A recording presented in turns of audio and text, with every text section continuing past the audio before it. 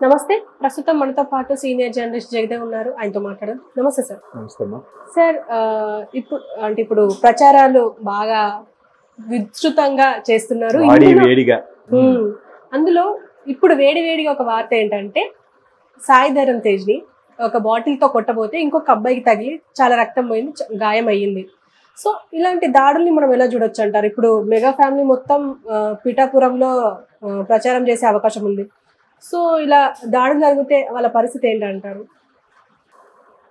ఏమిటోనమ్మా, ఇప్పుడు దాడులు జరుగుతుంటే నిజంగా జరుగుతున్నాయా, లేదంటే వీళ్ళు ఎవరిని పెట్టించుకుంటున్నారా, లేదంటే నిజంగా మహానుభావుడు ఎవరు ప్రశాంత్ కిషోర్ ఎప్పుడైతే స్ట్రాటజిక్ మేనేజర్గా ఒక కొత్త అవతారం ఎత్తాడో, ఆ కోడికత్తి వ్యవహారం నుంచి ఏది వాస్తవం ఏది అవాస్తవం తెలియకుండా పోయింది. ఇప్పుడు మొన్న ఆయనకి గులకరాయేది అది జగిలింది, ఎంత గీరుకుంది అంతే. దానికి 10 మంది డాక్టర్లు అంట, 3 స్టిచ్చెస్ అంట, రోజు రోజుకి పెరగడం అంట. ఏమిటో నాకు అర్థం కావట్లేదు. దీని గురించి ఎట్లా మాట్లాడకుండా నాకు రియాక్ట్ అవ్వాలో అర్థం అవ్వట్లేదు. సో ఇప్పుడు ఏదైతే ఉందో వాళ్ళకి అంత పబ్లిసిటీ రాని నేపథ్యంలో ఇక్కడ క్లియర్గా ఇంతకుముందు పవన్ కళ్యాణ్ గారి సభ అయినప్పుడు కూడా చెప్పులు రాళ్ళు ఇవ్వాలని ప్రయత్నించారు స్టార్టింగ్ లో, అప్పటికి ఇంకా కూటమి అవ్వక ముందు. ఆ తర్వాత వేరే ఎక్కడ గుంటూరు దగ్గర సభలో ఎక్కడో చంద్రబాబు గారు సభ పెట్టినప్పుడు కూడా ఇలాగే తొక్కిసలాడి జరిగితే ఒకటి చనిపోయారు, దానికి కూడా కావాలని వీళ్ళు ప్రచారం చేసి మేము అందుకే బయట సభలకు మీకు అవకాశం ఇవ్వమని చెప్పడం, ఇట్లా చాలా రకాలుగా ఎన్ని చేయాలి అన్ని చేసేసారు. అందుకే కూటమి ఎవరైతే ఉన్నారో కార్యకర్తలు, టీడీపీ కానీ జనసేన వాళ్ళు కానీ బాగా రగిలిపోయి ఉన్నారు. ఎంత రగిలిపోయి ఉన్నారంటే, అరే వీళ్ళకి ఏదో ఒకటి చేయాలి, ఏదో ఒకటి చేద్దాం, ఏదో ఒకటి గవర్నమెంట్ ఫామ్ రానివ్వండి ముందు చూద్దాం అన్నట్టుగా అలా స్తబ్దుగా ఉన్నారు. అప్పటికి వీళ్ళు ఆల్రెడీ 5 ఏళ్ళు బాగా వెనకేశారుగా, లిక్కర్ కానీ ఇసుక కానీ వేరే వేరే అంశాల్లో కూడా. సో వీళ్ళందరూ భూ కబ్జాలు కూడా అంటున్నారు. వీళ్ళందరూ ఆ స్థాయిలో ఉన్నారు. కాబట్టి ఇప్పుడు నెక్స్ట్ గవర్నమెంట్ మారితే వాట్ నెక్స్ట్, మా పరిస్థితి ఏంటి అనే భయాందోళనకు గురయ్యి ఏం చేయాలో తెలియక మనిషిలో ఉన్న రాక్షసత్వం బయటకు వచ్చేసి ఈ విధంగా పాల్పడుతున్నారని నా అభిప్రాయం. చాలా చాలా దగ్గరలో అలా ఇచ్చినోడికి ఏ కేసులు ఉండవు, ఏముండవు, ఏ ఇష్యూస్ ఉండవు. ఇప్పుడు అందుకేం చేశారు, ఫస్ట్ రాష్ట్ర డీజీపీ మీద వేశారు. అంతకుముందు ఎవరెవరు మరీ ఓపెన్గా బయటపడిపోయి బిహేవ్ చేశారో ఆ గుంటూరు డిఐజీ అలాంటి వాళ్ళని వేశారు. ఒక 4 ఐపీఎస్లు, ఒక 6 ఐఏఎస్ ఆఫీసర్ని, డిస్ట్రిక్ట్ ఎలక్షన్ ఆఫీసర్ని మార్చారు. నిన్న మళ్ళీ ఈరోజు అనంతపురం డిఐజీని, 2 డిఎస్పీలని, రాయచోటి డిఎస్పీ, అనంతపురం డిఎస్పీలని మారుస్తూ ఏం చెప్తున్నారు తెలుసా, ఎలక్షన్ కమిషన్ కూడా సైడ్కి పెడుతుంది. ఏ విధులకి కూడా ఇప్పుడు జనరల్గా ఇక్కడ తీసేసి, ఇప్పుడు ఆయన ఎవరు సిఐడి ఉండేవారు, ఆయన ఏం చేశారు, డైరెక్ట్గా అస్సాం ట్రాన్స్ఫర్ పెట్టేశారు. ఇక్కడ అలా కాదు, అలా పెట్టలేదు, పక్కకు పెట్టారు. వాళ్ళకి ఏ విధులు అలాట్ చేయకుండా. చూడండి, అంటే నెక్స్ట్ వీళ్ళు ఎక్కడికి వెళ్ళినా పదవిలో ఉంటే మళ్ళీ ఇప్పుడు ఇబ్బంది అవుద్దనో, లేదా వీళ్ళకి అధికారం ఇస్తే ఇంకేదైనా చేస్తారనే ఉద్దేశం వాళ్ళకి సైడ్కి పెట్టారు ఎలక్షన్ కమిషన్ కూడా. అంటే మరి ఇట్లాంటి దాడులకి ప్రేరేపించేలాగా, లేదంటే శాంతి భద్రతలు విఘాతం కలిగించేలాగా బిహేవ్ చేస్తున్నారని ఫిర్యాదులు వెళ్ళడం వల్లే కదా ఎలక్షన్ కమిషన్ ఎవరైనా చర్యలు తీసుకుంటుంది. అదీ కాక ఎలక్షన్ కమిషన్ ఏం చేసింది, ఒక 3 అబ్జర్వర్స్ పెట్టింది. వాళ్ళ కింద మరలా ఒక్కొక్క లోక్సభ నియోజకవర్గం ఒక్కొక్క అబ్జర్వర్ పెట్టింది వాళ్ళ కింద, 3 కింద. అది కాకుండా మళ్ళీ జిల్లా స్థాయి అధికారులు కూడా ఉన్నారు, డిస్ట్రిక్ట్ ఎలక్షన్ ఆఫీసర్లు కూడా ఉన్నారు, రిటర్నింగ్ ఆఫీసులు ఉన్నారు. ఇంతమంది పెట్టి చేస్తే కానీ పరిస్థితి చక్కబెట్టడానికి చాలా, అంటే ఇంచుమించు ఒక 12,000 క్రిటికల్ పొజిషన్లు కనుక్కున్నారంట ఆల్రెడీ ఎలక్షన్ కమిషన్ వాళ్ళు. వాళ్ళకి వచ్చిన ఫిర్యాదులు కానీ వీళ్ళ అబ్జర్వేషన్ కానీ 12,000 పోలింగ్ బూత్లు, 12,000+. చూడండి, అంటే మరి ఎట్లాంటి దాడులు జరుగుతాయి కాబట్టి, అంటే సామాన్యులు కూడా ఒరే నీకు 10,000 ఇస్తాను లేదా 50,000 ఇస్తాను అని ఇసురు కొట్టురా, తర్వాత నీ లైఫ్ భవిష్యత్తు ఏమవుతుందని ఆలోచన ఉండవా? కొట్టేయడమే. ఏమంటే మా అభిమానంతో కొట్టామని చెప్తారు, మాకు ఎవరు కొట్టమని చెప్పలేదు అని అంటారు. ఊరికి అంత రగిలిపోయేంత సాయి ధరమ్ తేజ్ మీదకి ఇసిరాడన్నారు. ఆయన మీద అంత పగే ఉంటుంది. ఆయన వాళ్ళ మావయ్య కోసం క్యాన్వాసింగ్కి వచ్చాడు. నచ్చితే నువ్వు ఆ క్యాన్వాసింగ్కి వెళ్ళకు, అసలు ఆయన పెట్టిన సభకి వెళ్ళకు. ఎందుకు వెళ్ళాలి నువ్వు? అంటే నేనెవడో ప్రేరేపించి నీవెవడో ఆశ చూపిస్తే వెళ్ళావు నువ్వు.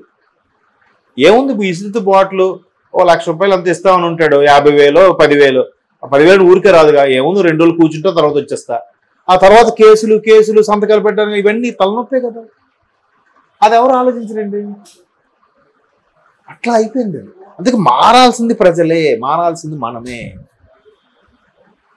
ఎవడికి నచ్చినట్టు వాడు మాట్లాడుకుంటాడు, ఎవరికి నచ్చినట్టు క్యాన్వాసింగ్ చేసుకుంటాడు. నచ్చినటువంటి మరి పర్సనల్ లైఫ్లోకి వెళ్ళి మాట్లాడడం కాదు, రాజకీయ పరంగా, రాజకీయ ఎత్తుగడల పరంగా, వ్యూహాల పరంగా మాట్లాడాలి తప్ప ఇలా మాట్లాడద్దు. కాకపోతే ఇప్పుడు ఇలాగ అటాకులు చేస్తున్నారు.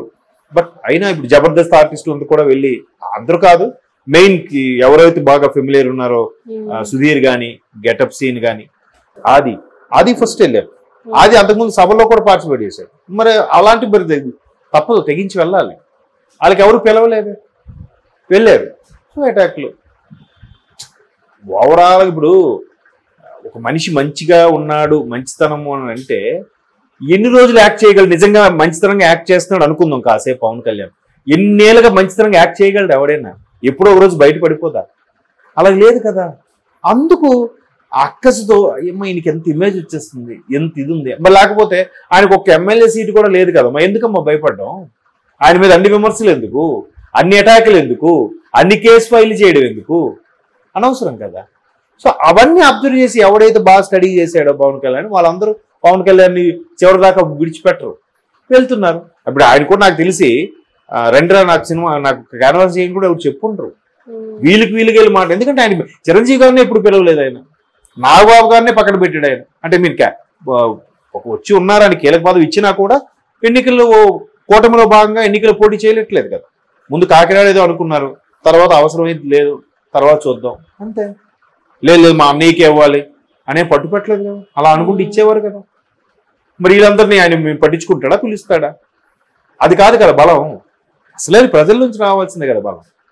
బట్ వీళ్ళు స్వచ్ఛందంగా వెళ్ళి చేస్తున్నారు. చేస్తే అప్పటికి వీళ్ళు అక్కసు తట్టుకోలేక, జనరల్గా రూరల్ ఏరియాలో కూడా సినిమా వాళ్ళు, టీవీ సీరియల్స్లో చేసే వాళ్ళకు కూడా వచ్చారంటే చూడడానికి గుమ్ము పుడతారు. అలా వెళ్ళారు. వెళ్ళిన దాంట్లో ఇట్లాంటి చిల్లర ఎదవులు ఉంటారు. వీళ్ళకి ఒక డబ్బుగా ఆశపడో, లేకపోతే ఎవడో చెప్తే పురమాయించో ఇట్లా చేస్తారు. కాబట్టి అలా జరుగుతుంటాయి, తప్పదు మరి. బట్ ఈయన వల్ల పక్క అబ్బాయికి ఇబ్బంది కలిగింది. బట్ వాళ్ళు సేఫ్ జోన్లో ఉన్నాడు అనుకోండి.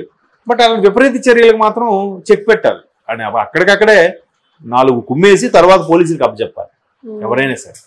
అంటే ఇప్పుడు గాయాలతోని ఆ అబ్బాయి బయటపడ్డాడు అనుకోండి, రేపటి నాడు ఇంకా గట్టి తగిలి ప్రాణాలు పోతే, అంటే చాలా రక్తం పోయింది, మీరు కూడా వీడియోలో చూసుంటారు. అంటే ఇలాంటి వాటిని అరికట్టే అవకాశం లేదంటారా? అదే అరికట్టే అవకాశం అంటే ఎప్పుడైనా కోర్టులు, చట్టాలు కొంత పరిధి వరకు ఉంటాయి.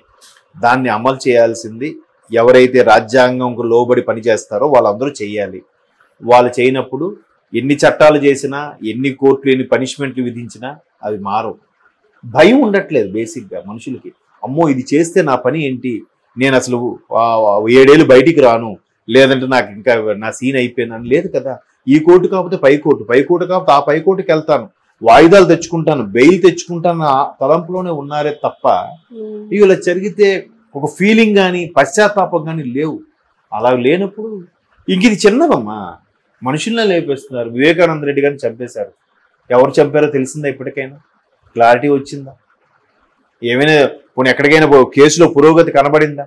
ఒకవైపు వాళ్ళ పిల్లలు బిడ్డలు మొత్తుకుంటున్నారు కదా, ఏమైనా ఇంప్లిమెంట్ కలిగిందా? ఎవరు చేశారో తెలియదు, 100% తెలియదు. బట్ కొంతవరకు ఎంక్వైరీలో సిబిఐ ఛార్జ్ షీట్ దాఖలు చేసింది. మరి చట్టంలో ఉన్న లుసుకులను పట్టుకునే కదా మీరు గేమ్ ఆడేస్తున్నారు మీరు. మరి అంత రోజులు ఉన్నప్పుడు ఆ బాటిల్ ఇచ్చినోడికి ఏముందిలేండి, అట్లా చూసారు. అలా అయిపోయింది థాట్. అది కూడా నేరమే, అది చాలా పెద్ద నేరమే. కానీ అలా అయిపోతుంది. ఎవడు తినలేదు లేరా, వాళ్ళు లక్షల కోట్లు తింటే వీడు 50-10,000 కోట్లు తిన్నాడు. ఈ ఆడికన్నా ఈడే బెటర్. ఏంటి బెటర్? వీడు 10,000 కోట్లు తింటే బెటరా? అలా అయిపోయింది. కాబట్టి మారాల్సింది వ్యవస్థ కన్నా మనుషులే ముందు మారాలి. Okay sir, thank you.